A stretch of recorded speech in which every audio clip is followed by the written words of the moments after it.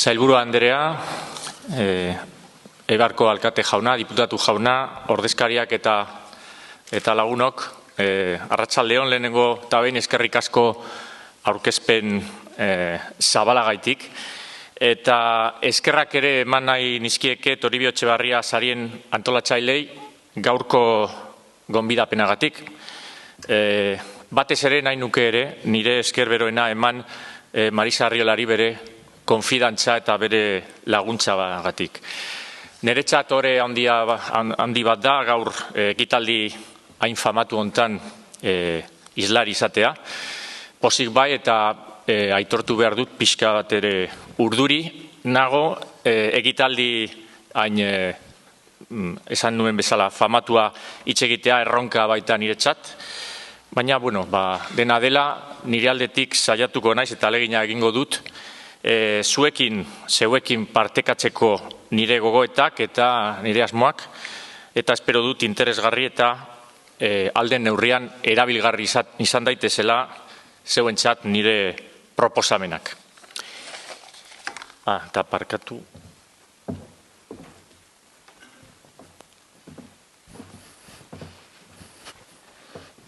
Os presento a Faraday, Michael Faraday, nacido en Londres en 1791, hijo de herrero en una familia de 10 hermanos y de oficio encuadernador desde los 18 años, trabajo que le facilitó el acceso a los libros, no solamente a encuadernarlos y a trabajarlos por fuera, sino que se aficionó también a su lectura y fundamentalmente le atrajo la lectura de libros científicos en aquella época. A raíz de eso y de sus diversas lecturas y de asistencia a numerosas conferencias, accedió con 20 y pocos años a ser ayudante de un célebre científico de aquella época también, Davy, que trabajaba en ámbitos, digamos, relacionados con la física y la química principalmente.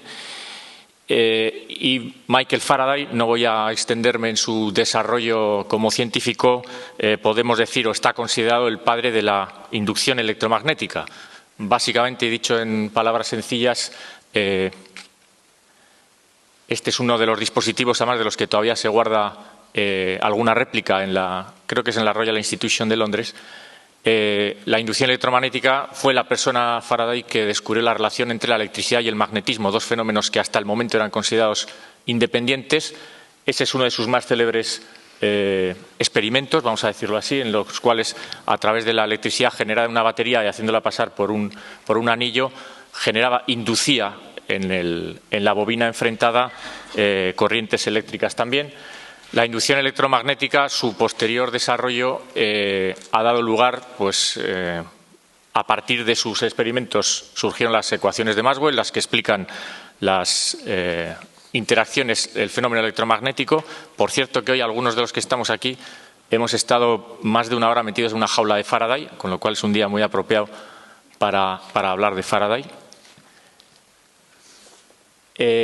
Como decía, estas leyes del electromagnetismo dieron lugar o son el origen del motor eléctrico, de los transformadores eléctricos y yo diría quizá, o a lo que más importancia le suelo dar, es a la generación eléctrica. Es decir, las centrales eléctricas convencionales en realidad son el resultado de convertir la energía mecánica, que puede ser del vapor en centrales convencionales, del agua en centrales hidráulicas o del viento en los parques eólicos. Esa energía mecánica mueve un campo magnético, en este caso mueven los imanes, digamos las bobinas del rotor para generar corriente eléctrica en el estator.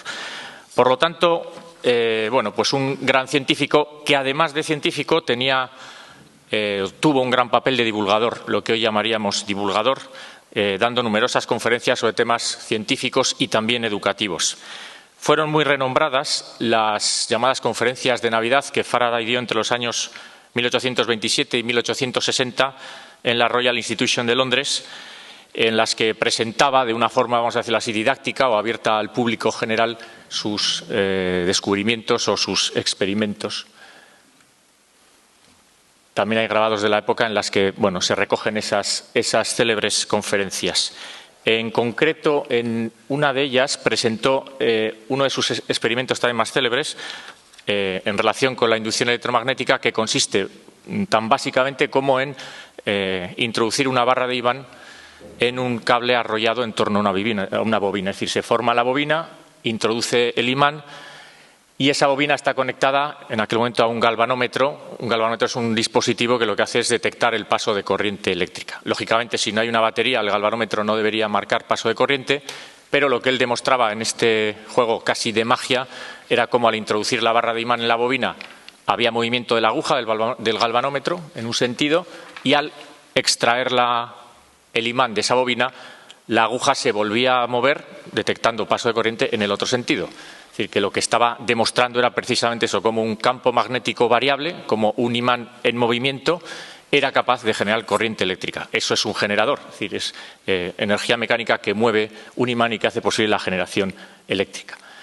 Cuenta la leyenda que en una de esas conferencias, una dama aristocrática de la época aquella victoriana, a mediados del siglo XIX, le preguntó a Faraday en un tono un tanto despectivo: señor Faraday, ¿para qué va a servir este experimento y esa pequeñez de electricidad que es usted capaz de generar en solo unas fracciones de segundo? A lo que Faraday le respondió: señora, ¿y para qué sirve un recién nacido? Voy a aprovechar, o permitidme que utilice esta imagen del recién nacido con el que Faraday respondió al escepticismo que a veces puede rodear estos pequeños recién nacidos, para asociarlo a lo que muchos de vosotros tenéis entre las manos, que es una empresa recién creada, una startup, un recién nacido en términos empresariales, al cual le estáis dedicando mucho tiempo y seguramente os estáis preguntando todos los días qué tenéis que hacer para educarlo, para hacer que crezca robusto, sano, en el menor tiempo posible, que crezca lo más rápido posible y no se nos quede atrás.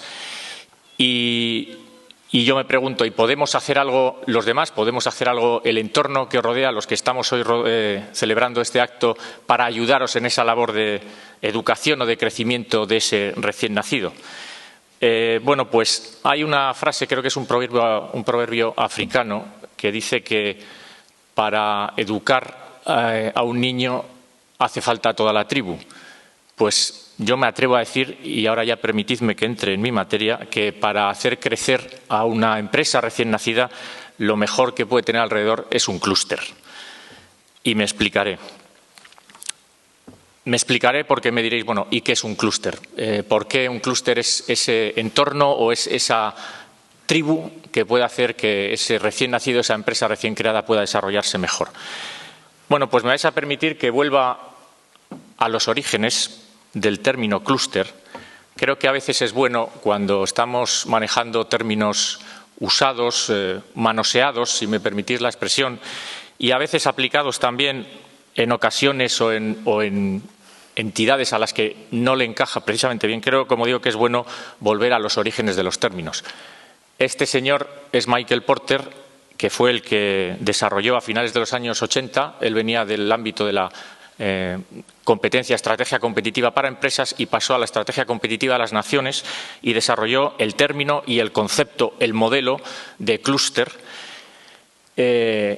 sobre el cual se basó precisamente pues, todo el lanzamiento de política industrial del gobierno vasco de aquellos finales de los 80 y primeros de los 90, siendo uno de los primeros gobiernos que desarrolló, que puso en marcha esas teorías. Esta es una definición que Porter dio no en sus primeros años, pero por eso mismo es quizá de las más elaboradas, porque es ya del año 98 y viene a decir que los clústeres son concentraciones geográficas de empresas interconectadas, proveedores especializados, proveedores de servicios, compañías en sectores relacionados, instituciones asociadas en campos específicos que compiten pero que también cooperan. Y viene a añadir, luego hay un desarrollo mayor, de que los clústeres son masas críticas de éxitos competitivos inusuales o poco habituales en áreas de negocio particulares o específicas. Si os parece que es una definición excesivamente académica, os voy a proponer otra. Esta es mucho más reciente, es de hace unas semanas, y la dijo ese señor que está en la foto acompañando al Lehendakari, a la consejera de Desarrollo Económico y junto a Norberto Santiago, si le conocéis, el director general de ZIV. Este señor es, no lo quiero decir mal, Gautam Tapar, presidente y dueño del grupo Avanta, un grupo multinacional indio que hace escasamente un año compró ZV, una de las empresas emblemáticas del sector eléctrico, del sector de las Smart Grids en Euskadi. Hace unas semanas el señor Tapar estuvo en Euskadi, celebraron un consejo de administración del grupo multinacional, se inauguró, por eso es la foto, una sala, un área dentro de ZV especial para pruebas y testeo de contadores inteligentes. Y en la cena que ofreció a representantes del sector y a representantes de instituciones del Gobierno vasco, que presidió la consejera de Desarrollo Económico, el señor Tapar dijo una frase que seguramente sin él intentarlo o sin él ser consciente, creo que definió muy intuitivamente lo que es un clúster. Dijo, creo que casi literalmente, no he comprado una empresa, nos hemos incorporado a un ecosistema. Y yo creo que la imagen del ecosistema es bastante cercana a lo que, bajando la definición académica, podemos asignar a un clúster. Como creo que no me van a cortar, pues me voy a intentar cortar yo si me largo. ZV es una de esas historias también de emprendizaje que a mí me gustan mucho y que creo que son de contar y de extraer muchas lecciones. Como digo, no voy a extenderme mucho en ella. Pero lo bonito es que además no digo que haya acabado su ciclo, a ZV le quedan, yo creo afortunadamente, muchos y muy buenos años de crecer aquí en Euskadi, pero un hito tan importante como el hecho de que una multinacional externa compre una empresa típicamente nacida, crecida y desarrollada aquí, esta frase de su nuevo presidente es muy importante porque está diciendo es que ZV, si no es aquí, en este ecosistema, si no es con este entorno, no vale lo que yo creo que vale. O no podría ser tan competitiva o no podría ser la empresa que yo quiero, lo cual, si queréis traducido y exagerando un poco, es no me puedo llevar esta empresa de aquí, porque seguramente estoy matando una gran parte de su capacidad competitiva, lo cual creo que es una buena noticia como país. Bueno, vuelvo a, si soy capaz.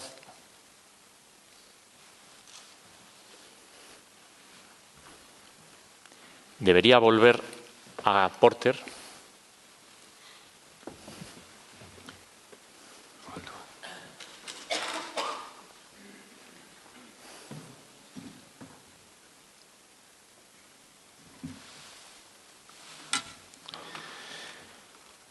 Voy a volver a Porter, que es más aburrido que el señor Tapar, pero quiero centrarme en lo que él...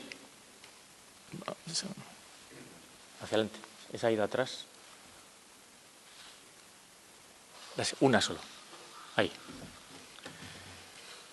Porter definió lo que él llama el diamante. El diamante es una colección de aspectos. Él lo representa en este rombo con 4 vértices y 2 estrellas o otros 2 vértices, lo cual hacen, vamos a decirlo así, un hexágono irregular. Esos vértices representan los aspectos que caracterizan un clúster. Es decir, si queremos buscar un clúster, ¿dónde hay un clúster? Los clústers no los crean los gobiernos, a veces sí, puede haber ejemplos, pero lo normal es que un clúster exista. ¿Cómo identificamos un clúster? Y luego podemos sacar de conclusiones de cómo hacemos para crear un clúster si lo queremos creer. Bueno, pues os voy a ir explicando, prometo ser breve, cada uno de estos 6 vértices, pero lo voy a hacer en lugar de con explicaciones rellenándolo, si no os parece mal, con los datos reales o con las cuestiones reales del clúster que mejor conozco, que es el clúster de energía de Euskadi. Bueno, antes que eso, condiciones de los factores. Cuando se habla de condiciones de los factores, se suele empezar, o normalmente los clústeres, muchos de los clústeres del mundo empiezan diciendo los recursos naturales que tiene un país, una región, una ciudad, para tener un determinado clúster. No sé, por ejemplo, si estuviera hablando del clúster de siderurgia o incluso el de máquina-herramienta, pues podía empezar diciendo que históricamente en Euskadi, sobre todo en la zona del Bilbao industrial, había minas de hierro y esas minas fueron las que dieron lugar a un desarrollo que luego dio lugar a los altos hornos y tal. Es decir, hay un recurso natural que parece que lo genera. En energía, desgraciadamente, no hemos tenido recursos naturales, no tenemos petróleo, no tenemos gas, no tenemos un gran recurso renovable ni en vientos ni en sol.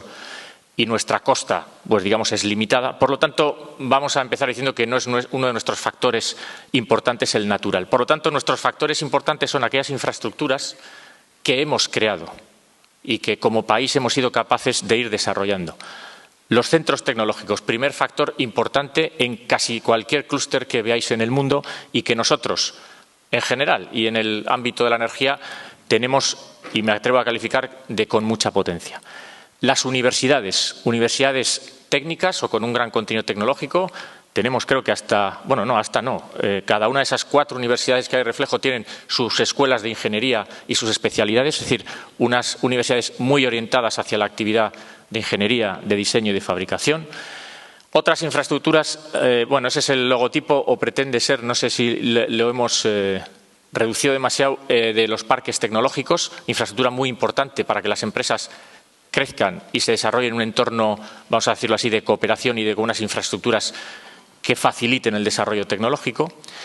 Otros factores, en el caso de la energía importantes, las infraestructuras eléctricas, las redes de transporte y distribución, que en el caso de nuestro país son robustas y bastante sólidas.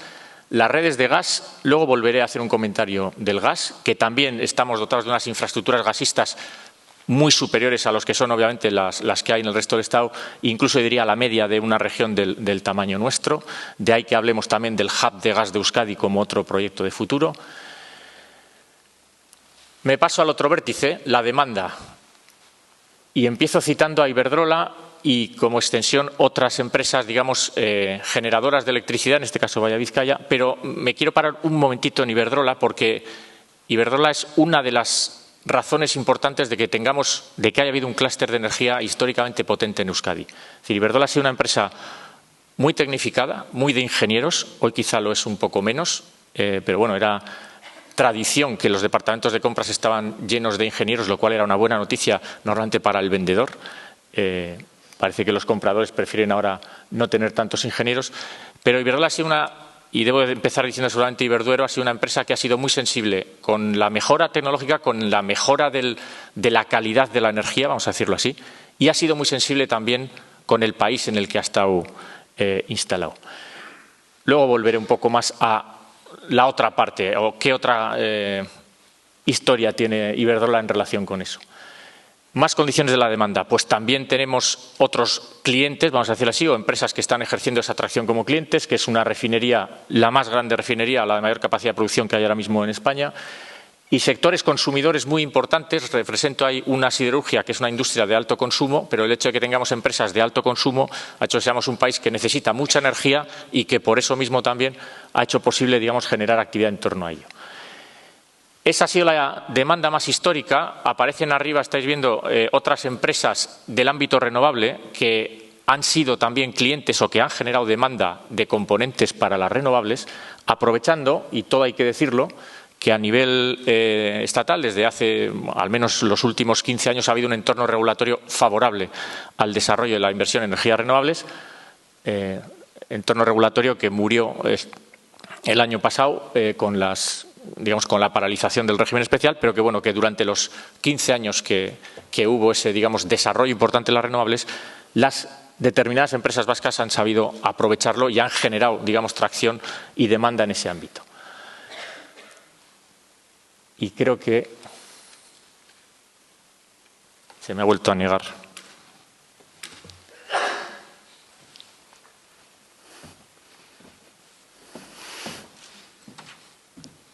Es que tengo demasiados... Igual he sobrecargado esto demasiado y me está... Porque todavía quedan. Bueno, ¿quiénes van a empezar a salir ahora? ¿No aprieto ahí? Vale. El vértice de estrategia empresarial y rivalidad es el que llamamos de contexto de estrategia empresarial. Es quizá el más marcado en el sentido de que lo que viene a decir es hay un contexto, hay una cultura en esa región, en ese país, que hace que florezcan empresas en un determinado entorno. Bueno, pues en el caso de la energía y en el caso quizá eléctrico, diría yo, ha existido esa cultura. Vosotros, muchos de los que estáis aquí, me entenderéis muy bien porque estamos en Eibar, que es el corazón de la fabricación mecánica en Euskadi. Es decir, aquí era casi natural crear una empresa que tuviera que ver con máquina herramienta o con mecanizado o con viruta en el sentido más amplio de la palabra. Bueno, pues quizá yendo más hacia el ámbito vizcaíno, ahí ha habido, o sea, toda esa lluvia de estrellas que habéis visto aparecer ahí es demostración de que ha existido ese contexto y de que ha habido muchos empresarios, muchos emprendedores que desde hace 40, 50 años, hoy hemos estado en esa jaula de Faraday, una empresa que creo que han dicho de 60 años, que es una de esas, Arteche, que es una empresa tremendamente competitiva y exitosa y que es de una serie de historias muy paralelas o muy parecidas. De ahí podríamos contar historias prácticamente de cada una de ellas. Esa combinación Iberdrola, empresa tractora, empresa cliente, digamos, de un determinado perfil, y ese espíritu empresarial o ese contexto de empresa, de creación de empresa, yo creo que es uno de los factores o de las combinaciones más potentes que hemos tenido para tener este clúster de la energía hoy en Euskadi. Y la rivalidad, curiosamente, porque muchas de esas compiten entre ellas. Si las conocéis, veréis que se pegan palos, han competido históricamente, siguen compitiendo. A veces nos tiramos de los pelos y desde el Gobierno muchas veces diciendo, Dios mío, ¿por qué compiten estos? Que colaboren y que se unan. Bueno, según Porter, en su literatura, él viene a decir que es uno de los aspectos positivos aquellos clústeres, aquellas regiones en las que hay competencia interna, porque crea, digamos, una especie de carrera interna y además utiliza una expresión que es muy curiosa, dice, cuando compites contra uno de fuera y te gana, bueno, pues ha hecho trampa, le ha apoyado su gobierno, en fin, no sé, son más listos los noruegos, ese tipo de cosas. Si pierdes contra uno de casa no hay excusas. Ha jugado con las mismas armas, el mismo entorno y los mismos recursos que tú estás jugando. Y curiosamente,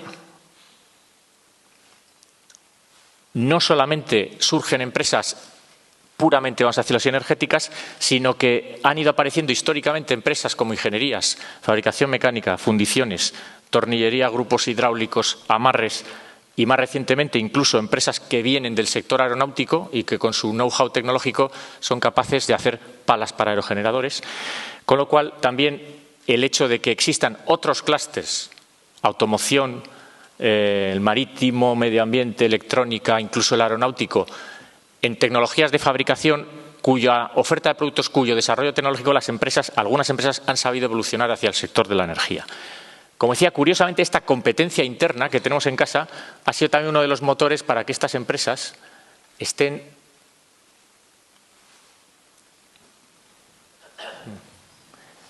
saliendo fuera. La internacionalización viene a veces forzada también porque son muchas empresas compitiendo para un mercado doméstico obviamente limitado.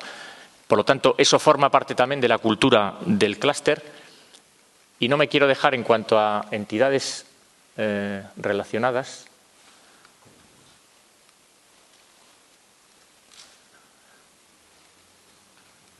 No.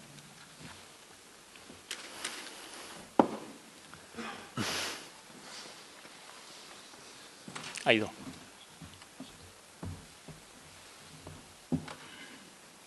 Así va. Ahí. ¿Apoyo lugar o qué hagamos? ¿Apoyo aquí? Vale. Sin tocar. No me quiero dejar a las entidades financieras, especialmente a una de ellas, aunque históricamente han sido varias, que han entendido el negocio energético y que se han involucrado incluso accionarialmente en esas empresas y en esos negocios energéticos. Hasta aquí era casi, vamos a decirlo así, lo puedo llamar un clúster natural. Es decir, esto podía haber pasado independientemente de que hubiera actuaciones externas. Pero todo esto ha sido reforzado, o esta existencia, digamos, casi natural, se ha reforzado. ¿Por qué? Porque ha existido un gobierno, el gobierno vasco, los departamentos de industria, ahora desarrollo económico y competitividad, que han tenido la sensibilidad o la… Bueno, primera cosa importante, que han identificado que esto era un clúster, como en otros clústeres, lo cual tampoco es algo evidente, hoy lo manejamos habitualmente, pero quiero decir que esto fue un ejercicio de identificarlo. Y segundo, han puesto en marcha políticas y han puesto en marcha acciones para reforzar esto. ¿Qué tipo de cosas? Pues la creación de una agencia como el EVE, la creación de una agencia como la SPRI, la definición de sucesivos ciclos de estrategias energéticas o de planes de ciencia, tecnología e innovación, en los cuales en todos ellos ha estado presente la energía como un activo importante. Surgió de esa colaboración entre el Gobierno y las empresas el clúster de la energía como entidad, vamos a decirlo así, la más relevante o la que más socios engloba para esa cooperación entre todos ellos, pero no somos la única. Es decir, me voy a dejar algunas, pero bueno, por citar las cámaras de comercio son entidades para la colaboración, la de Guipúzcoa además muy involucrada en determinados temas relacionados con el sector eólico. Big Berry Land es otro ejemplo de entidad para la colaboración, para poner en relación empresas y para crear entorno favorable. E incluso la APA, Asociación Española de Promotores de Energía Renovable, no deja de ser un foro en el cual hay una presencia muy importante de empresas vascas y que también ayuda. Bueno, pues esto ya empieza a parecer un ecosistema en el cual, como veis, hay numerosas especies que tratan de sobrevivir y de desarrollar sus recién nacidos o sus inventos. Eso ha dado lugar a esta dimensión, es decir, nos gusta diferenciar dos cosas, el concepto clúster y de la asociación. La asociación engloba un número importante, estamos del orden de 87 empresas asociadas, pero podríamos decir que ese concepto clúster podría llegar hasta las 350 empresas si cogemos todas aquellas que tienen actividad en algún punto de la cadena de valor. Otro de los temas importantes en un clúster, en concreto en el nuestro, en el que, como habéis visto con todo ese rosario que os he presentado, cubrimos prácticamente todas las fases o todos los segmentos de la cadena de valor de energía. No todas las cadenas de valor, es decir, en energía podemos hablar y hablamos de petróleo, hablamos de gas, hablamos de redes eléctricas, hablamos de renovables. Por eso también dentro del clúster de energía era importante, y hace unos años se hizo una reflexión estratégica que luego se trasladó desde el clúster y se contribuyó a lo que fue la definición de la estrategia energética del 2020. Fue la primera vez que en la estrategia energética del Gobierno apareció una contribución, vamos a decirlo así, expresa, explícita y con una serie de áreas identificadas por las propias empresas del clúster sobre cuáles eran esos segmentos, esas cadenas de valor que el clúster sentía que había que priorizar y donde había que concentrar el esfuerzo de todos, de las propias empresas, del clúster como entidad para la colaboración y del Gobierno. Y eso se reflejó en este gráfico que está en la estrategia en Energibasque, la estrategia tecnológica energética del 2020, y que a mí me gusta mucho presentarlo y explicarlo porque sí nos recoge esas 8 grandes áreas prioritarias, pero las recoge con un sentido global, con un sentido integral. Es decir, no son 8 temas aislados, sino que son 8 tecnologías interrelacionadas, en la que hay interacciones, en las que a veces no es fácil distinguir quién está en qué cadena o qué producto es para qué mercado, y que además tiene un vector común, pues bueno, que es curioso, o no sé cómo decirlo, que es interesante destacar, que es la electricidad. Si ven ahí el nexo que une todas esas tecnologías es la electricidad, con las redes eléctricas como hilo conductor entre la generación eléctrica renovable, los aspectos de eólica offshore, en energía undimotriz o de las olas, la solar termoeléctrica y el consumo, destacando en la parte de consumo como áreas tecnológicas prioritarias la electrificación o la gestión de servicios energéticos, con la gran piedra filosofal del almacenamiento en el corazón de esa estrategia. Bueno, ahora que he hablado de Faraday, ahora que he hablado de electricidad, me venía a la cabeza que desde luego Faraday estaría, yo creo, bastante orgullosos de los vascos porque esto demuestra que le hemos dado mucho juego a su inducción electromagnética. Por cierto, se me ha olvidado deciros, luego va a aparecer, que respecto a la famosa pregunta de la dama de para qué servía esa pequeña electricidad, hay una segunda versión sobre quién hizo la pregunta y sobre la respuesta que os daré al final de mi charla. Os lo tenía que haber avisado antes para manteneros el interés de que hay una segunda versión. Bueno, ahora que he mencionado a Faraday, voy a aprovechar también y vuelvo al recién nacido. Voy a sacar el álbum de fotos del clúster y os voy a enseñar unas cuantas fotos de niños que tenemos ahora mismo en crecimiento. No son todos y me perdonarán si hay alguno aquí que cree que falta su niño y que también merecería salir aquí retratado, pero bueno, sirvan de ejemplo de esos pequeños que estamos trabajando, esas iniciativas de emprendizaje que se están trabajando dentro del clúster. Vehículo eléctrico, los puntos de recarga de vehículo eléctrico para la recarga de los vehículos. Esta es la sala de control de IBIL. IBIL es la empresa que se creó hace unos años entre Repsol y Eleve para desarrollar la red de recarga y para servir de tractor. O sea, IBIL se ha vuelto a constituir o es una nueva experiencia de empresa tractora, cliente del desarrollo tecnológico asociado. es otro de esos niños que de vez en cuando nos preguntan, y seguro que le preguntarán a la consejera y al viceconsejero cada cierto tiempo, ¿y esto el vehículo eléctrico ya despega? Pues es lo mismo. ¿Para qué sirve esta tontería de 10 coches eléctricos, de 100? ¿Cuántos coches eléctricos hay en Euskadi? Nos preguntan mucho los periodistas. Cuando dices que hay 200 o 300, pues dicen, pues qué poco, ¿no? Bueno, pues sí, qué poco, sí. Es un recién nacido que está desarrollándose y que yo creo que tiene muchas expectativas por diversas razones, y tampoco me voy a entrar a cada una de las historias. Otro recién nacido. Estas cosas que veis, y alguno las entenderá, creo que hay alguno del negocio, son celdas y módulos de baterías, de almacenamiento de electricidad. Son muy recién nacidos, como veis, porque no tienen pinta ni de nada, ni de batería ni de pila, pero son tecnologías en electrolitos, ánodos, cátodos, que están trabajando los centros tecnológicos sobre todo y algunas empresas. Esto que veis a la derecha son posibles aplicaciones, y de hecho ya hay empresas del País Vasco de esos sectores que veis aquí a la derecha que están trabajando con esos centros tecnológicos en un campo muy difícil, que exige mucha inversión y mucho esfuerzo tecnológico, pero que por potencial de mercado y por actual, vamos a decirlo así, músculo tecnológico, creemos también que merece la pena trabajarlo. Y otro niño, en su día fue niño incluso a nivel de obras, y la consejera lo recordará muy bien también, es el dique de Mutriku, donde también recuerdo que en el EVE nos preguntaban mucho, ¿y esto? ¿Y de cuánto va a ser las turbinas de Mutriku? Estas turbinas, pues de 300 kilovatios, qué poco, ¿no? ¿Y cuántas familias va a salir? Bueno, pues no, tendrá electricidad para unas pocas familias, 500 familias. ¿Solo eso? ¿Y cuántos habéis gastado? Y consejera, viceconsejera, ¿cuánto habéis invertido en el dique? ¿Y todo eso para 300 kilovatios? Sí, es que es un recién nacido. Hay una empresa, además, en Euskadi,